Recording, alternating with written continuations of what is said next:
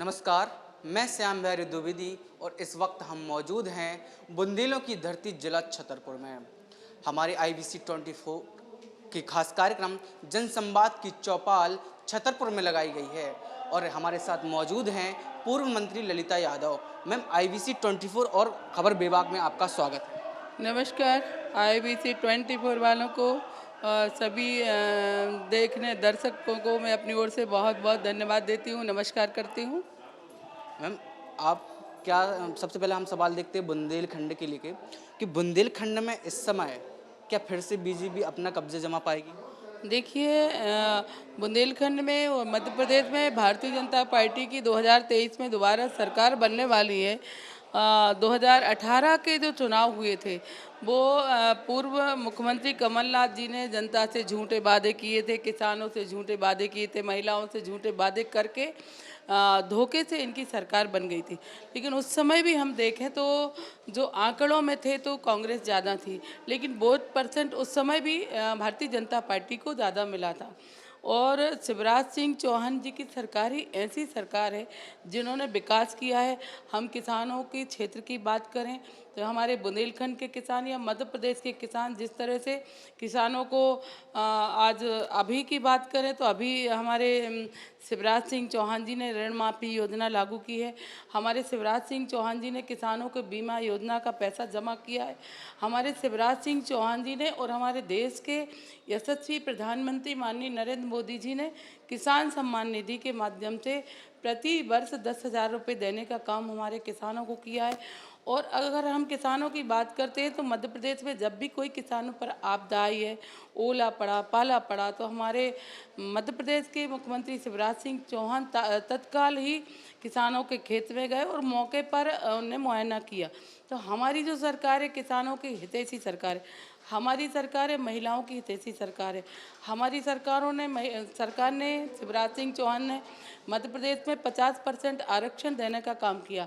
आज हमारी महिलाएं, बेटियां, चाहे जनपद की बात करें, पंचायतों की बात करें, नगर पालिका पार्षदों की बात करें, तो हमारी बेटियां उस पर काबिज है। ये हमारे शिवराज सिंह चौहान जी ने किया। लाडली लक्ष्मी योजना के माध्यम से जब 2007 में ये योजना बनी थी तो लोग कहते थे जिस तरह से आज कांग्रेस सरकार हमारी लाडली बहना योजना को कहती झुंझुना पकड़ाया है, उस समय कांग्रेस की सरकार इसी तरह से कहा करती थी। लेकिन आज 45 लाख लाडली लक्ष्मी बेटियां हमारे मध्य प्रदेश में है। लाडली लक्ष्मी 2 में हमारी बेटियां डॉक्टर बने, इंजीनियर बने या जो भी बने, तो उनकी फीस भरने का हमारी सरकार काम कर रही है। तो आज हम गरीबों की बात करें, मजदूरों की बात करें, पथ विक्रेताओं की बात करें तो उनके क्षेत्र में हमारी सरकारों ने काम किया है। और बहुत ही महत्वपूर्ण योजना जो थी हमारी सरकार की, पिछली सरकार की, संबल योजना। जैसे ही कमलनाथ की 15 महीने की सरकार बनी और कमलनाथ जी ने संबल योजना बंद कर दी। संबल योजना ऐसी योजना थी कि गरीबों को 200 रुपये प्रति माह बिजली का बिल लगता था। हमारे अगर कोई गंभीर बीमारी हो जाए, कोई भी बीमारी हो जाए, तो आयुष्मान कार्ड के माध्यम से और संबल योजना के माध्यम से 5 लाख तक का फ्री इलाज उनका होता था। और किसी का एक्सीडेंट हो जाए तो 4 लाख रुपए देने का काम हमारी सरकार करती थी। और अगर कोई 60 साल के पहले किसी की मृत्यु हो जाए तो हमारी सरकार 2 लाख रुपए देने का काम करती थी। इतनी अच्छी योजना कमलनाथ जी ने बंद कर दी। हम और क्षेत्र में, जितने क्षेत्रों में बात करें, जब कांग्रेस की सरकार थी मध्य प्रदेश में सड़कें नहीं थी। हमने वो मध्य प्रदेश देखा है जब हम 14-14 घंटे में यहाँ से भोपाल पहुँचा करते थे। उस समय हम गड्ढों में सड़कों को ढूंढा करते थे, ये स्थिति मध्य प्रदेश की थी। उस समय सिंचाई का रकबा 7.5 लाख हेक्टेयर था। आज सिंचाई का रकबा 45 लाख हेक्टेयर है। 64 लाख करने का लक्ष्य हमारी सरकार ने रखा है। तीर्थ दर्शन योजना की बात करें तो कमलनाथ जी ने उस योजना को बंद कर दिया। आज आपने देखा होगा हमारे बुजुर्ग लोग हवाई जहाज़ से तीर्थ यात्रा करते हैं। क्या किसी ने कल्पना की थी कि हवाई जहाज़ से भी तीर्थ के लिए हमारे बड़े बुजुर्ग जाएंगे? बहुत सी ऐसी योजना थी तो कमलनाथ जी ने बंद कर दी थी। 15 महीने की सरकार में त्राहिमाम त्राहिमाम पूरे मध्य प्रदेश के लोग कर रहे थे और शिवराज सिंह चौहान जी को याद कर रहे थे। तो निश्चित ही आज जिस तरह से लाडली बहना योजना बनी, 1,25,00,000 रजिस्ट्रेशन हुए हैं, उन महिलाओं के खातों में 10 तारीख को पैसे जाएंगे।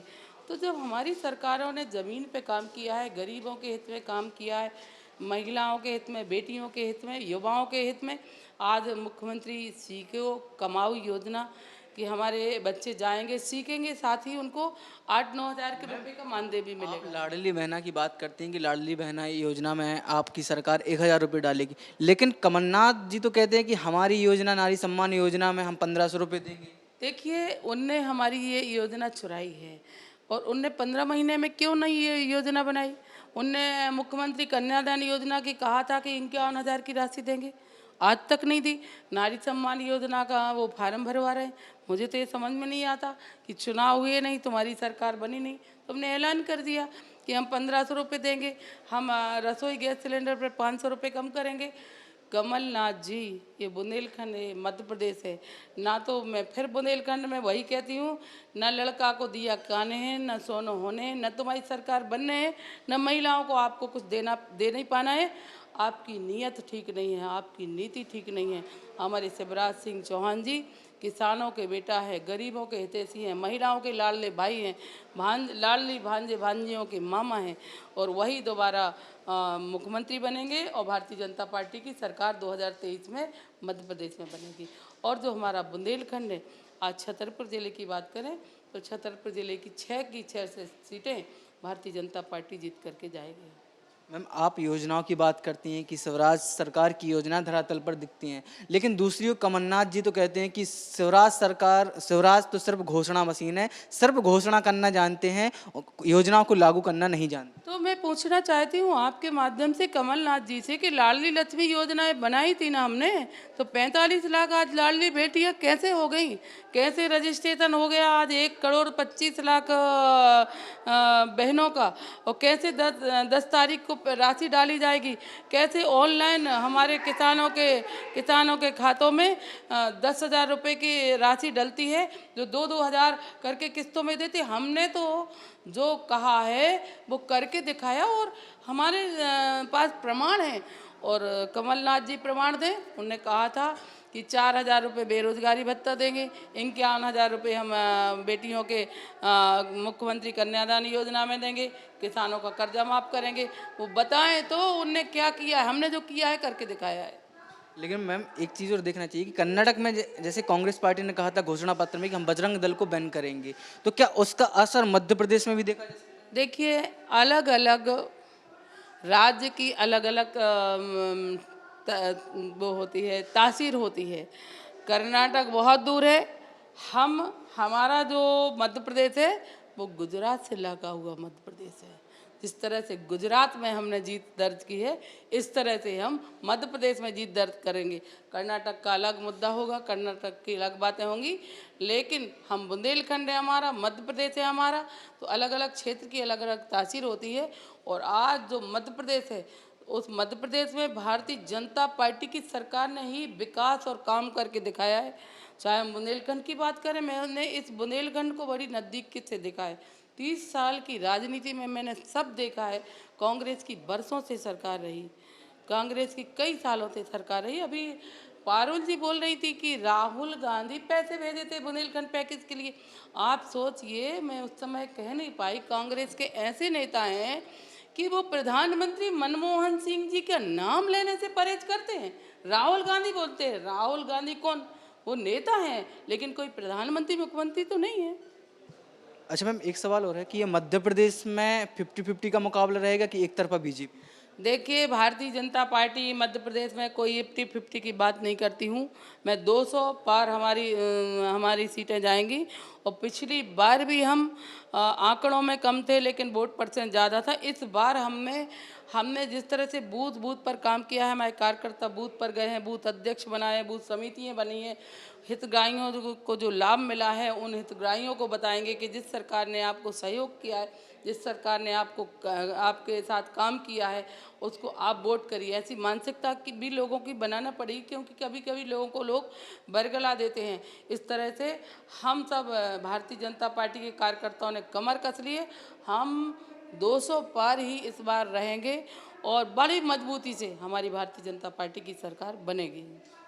अच्छा मैम, अगर भाजपा की सरकार आई तो ऐसी कौन सी वो तीन प्रमुख योजनाएं रहेंगी जो बुंदेलखंड में काम करेंगी? देखिए, अभी हमारा वचन पत्र तैयार हो रहा है, क्योंकि वचन पत्र हमारा प्रदेश स्तर पर बनेगा और वचन पत्र हमारी प्रदेश के नेतृत्व बनाएगा। जब हमारा वचन पत्र बन जाएगा तब हम बताएंगे कि मध्य प्रदेश में ऐसी कौन 303 योजनाएं रहेंगी, बहुत प्रभावी रहेंगी।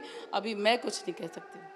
बहुत बहुत धन्यवाद मैम। जैसे कि आपने देखा, हमारे साथ मौजूद हैं पूर्व मंत्री ललिता यादव और IBC 24 और खबर विभाग के सवालों का कितनी विनम्रता और शालीनता से जवाब दिया। ऐसे ही कार्यक्रम के लिए हमारे चैनल IBC 24 और खबर विभाग पर बने रहिए।